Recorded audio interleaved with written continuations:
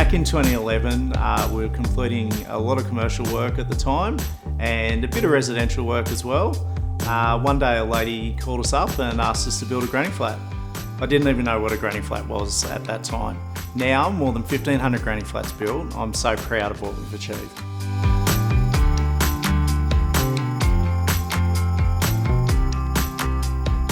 At the heart of Backyard Grannies has always been innovation, whether that is in the design sense and trying to refresh our designs and come up with new ideas and innovative ideas, or whether that be on a process level. We're always reviewing what we do, how we do it, and trying to find ways to be better at what we do.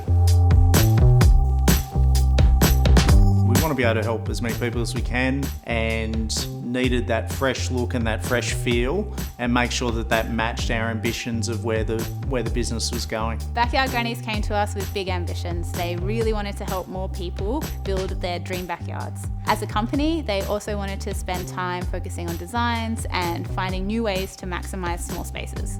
When we met with them, they walked us through their customer journey, and we were able to see how much time and care and customization that they offered for every single build, and we saw the potential to turn their brand into something that had that same sense of endless possibilities.